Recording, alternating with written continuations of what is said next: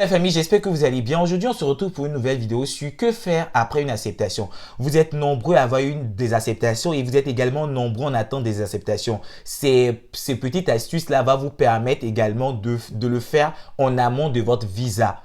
Et pour les personnes qui ont des refus, malheureusement, ne vous inquiétez pas. Je vous prépare une vidéo la semaine prochaine dans lequel je vais vous expliquer ce que vous devez faire afin de maximiser les chances d'avoir une acceptation après des refus.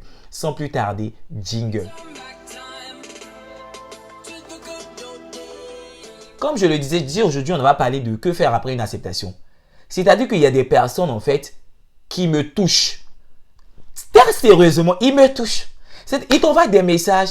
Première des choses, on les a acceptés par exemple peut-être à Lyon, peut-être on les a acceptés à Paris, peut-être on les a acceptés à Bourg-en-Bresse, à Limoges, des villes, je ne sais où. Première des choses qu'ils t'envoient comme message, ils ne te demandent pas le coût de la vie. Hein. Première des choses, il y a du travail dans ta vie là. Non, mon ami, c'est pas ça le plus important. Travail, c'est pas ça le plus important. Tu n'es pas venu pour le travail. Tu es venu d'abord pour tes études. Le travail, il vient en accessoire. C'est-à-dire que c'est un accessoire qui va te permettre de vivre. Mais pour le moment là, la première des choses quand tu as eu ton acceptation, c'est de te renseigner sur la ville, de prendre des renseignements globaux sur la ville. Par exemple, tu as été accepté dans la métropole lyonnaise, une métropole que je maîtrise bien, ou tu as été accepté dans la métropole toulousaine, une métropole également que je maîtrise. Tu as été accepté dans une banlieue parisienne que je maîtrise pas plus ou moins bien, mais je sais comment ça se passe également. C'est des choses, c'est des questions que tu peux poser en disant mais comment ça se passe à Lyon, comment ça se passe à Limoges, comment ça se passe là-bas, quel est le coût de la vie, comment les transports en commun, le loyer moyen est combien on peut dépenser dans le mois. Ce sont des informations pour moi qui sont primordiales et non une information de chercher d'abord est-ce qu'il y a du travail dans la ville. Non, c'est pas ça le plus important. Le travail, ça vient après. Je vais faire une vidéo pour t'expliquer que le travail, c'est facile à avoir. Faut pas t'inquiéter, je vais t'expliquer ça. Mais pour le moment, là, tu as eu ton acceptation. Première des choses, renseigne-toi sur la ville dans laquelle tu as été accepté. Peut-être que c'est une ville dans laquelle tu ne voulais pas ou bien c'est une ville auquel tu n'avais pas pensé, mais ils t'ont accepté. Mais quand tu as fini de te renseigner sur le coût de la vie, c'est-à-dire que tu t'es renseigné sur le coût moyen de la vie, le logement, tout ça, là, tout ce qui est transport en commun, la vie moyenne, combien tu dois avoir pour manger et tout. Quand tu as fini de faire tout ça, là, pour moi, le plus important, même c'est même pas ça, le plus important pour moi, c'est l'université dans laquelle tu t'en vas, dans laquelle qui t'a accepté en fait. Parce que faut dire qu'en France, chaque université a ses modalités d'examen. Et chaque université a ses manières, en fait, de dispenser ses TD.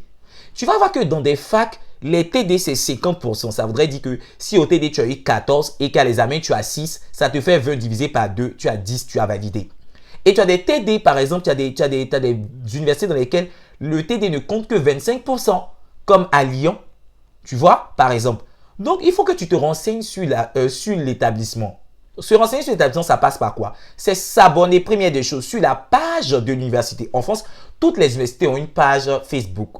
C'est-à-dire que tu tapes dans la barre de recherche de ton université, tu vas la trouver. Après, il faut dire aussi que toutes les années, c'est-à-dire de la première année jusqu'au Master 1, toutes les années ont une page Facebook également où on se donne des informations et tout. Tu essaies de chercher pour ton année. C'est-à-dire que si tu viens en 2020, pour la rentrée 2020, cherche pour 2019-2020. Comme ça, tu rentres dans le groupe. Une fois que ton adhésion a été approuvée, tu essaies de te renseigner, de prendre des renseignements par rapport au professeur de chaque matière. Comment le professeur est, quel type d'examen il aime, pour essayer de te faire une idée déjà. Et si, bien sûr, demander le cours pour prendre de l'avance. Parce que pour moi, en fait, il y a une préintégration qui se passe depuis ton pays d'origine. Et ce qui va te permettre déjà d'être en pouvoir de force avant d'arriver en France, puisque tu auras déjà eu les cours, donc tu vas les lire, même si c'est pas pareil. Même si c'est plus ou moins, ça va changer au cours des années, mais je pense que relativement, les professeurs ils restent les mêmes si ça ne change pas et que par exemple, moi je sais qu'à Lyon, ça ne change pas, à Toulouse également, ça ne change pas.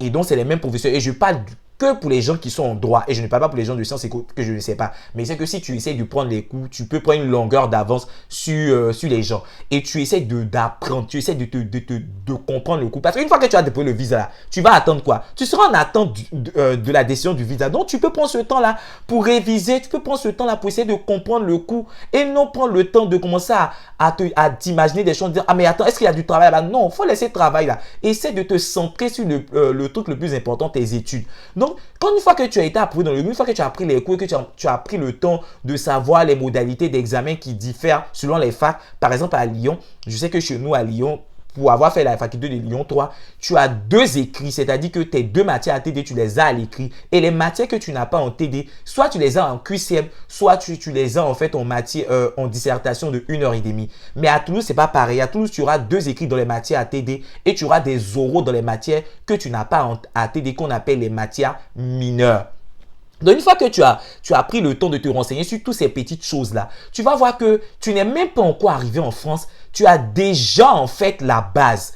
Et quand tu vas arriver en France, peut-être que ça sera un peu difficile au début, mais ça sera peut-être par rapport au loyer, ça sera par rapport au coût au déplacement. Mais le truc central, en fait, tu l'auras déjà. C'est-à-dire que tu sais déjà comment tu dois t'organiser parce que tu as pris le temps de te renseigner avec la personne qui a donné le cours, la personne qui va répondre à tes questions. Tu sais, tu prends tous les renseignements possibles. Comment se passe, mais le professeur, comment il est, quel type d'examen il est, mais quelle est la méthodologie adaptée. Est-ce que, genre, dans cette fac-là, quel est l'exercice phare? Par exemple, je prends l'exemple, pour les gens qui sont à Clermont-Ferrand, l'exercice phare, c'est le commentaire d'arrêt. Pour les personnes qui sont à Lyon, l'exercice phare, c'est le cas pratique. Tu vois, et ça te permet de savoir, d'avoir en avance comment tu dois préparer ta méthodologie. Si tu es quelqu'un qui vient en droit, comment tu dois préparer ta méthode de travail si tu viens dans les autres domaines d'études. Tu vois, et ça te permet de prendre une longueur d'avance. Peut-être que pour toi, c'est rien, mais cette longueur d'avance-là, laisse-moi te dire que cette longueur d'avance-là, tu vas me dire merci quand tu seras en train de prendre tes résultats du premier semestre au mois de février, quand tu auras validé, tu vas me dire merci. Tu vas dire, mais en fait, il a bien fait de me dire ça parce que j'allais venir, je serais comme ça.